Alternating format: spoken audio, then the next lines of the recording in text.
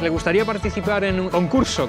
En un concurso. Yo te hago una pregunta y usted escoge a otra persona. Esa persona tiene que conocer la respuesta. Y los dos ganáis un premio si la respondes bien. Con el móvil, que si sí, que si no. Señorita bellísima. Marta. Marta, encantado. Depende si es cosa fácil. Es sin curso. No hay que hacer un curso para participar en este concurso. Mira, vamos a ver a ese chico. Tiene que escoger una persona que sepa la respuesta. Excuse me, mister. Sonita, would you like to help us to do a concurse? La pregunta que tienes que responder, Maje, es: dime una prenda de vestir que cubre el tronco y que, si proviene de comercio justo, permite que los niños y niñas de los países productores, como la India, puedan asistir a la escuela en vez de tener que trabajar.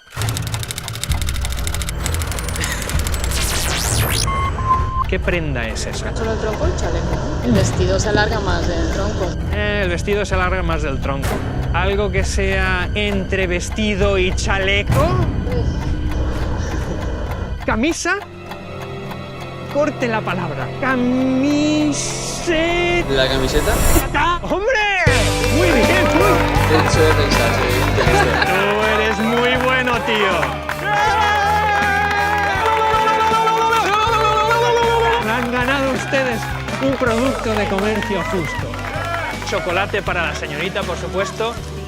Café y té de comercio justo. Azúcar para el señorito. Muchas gracias. De té y de café.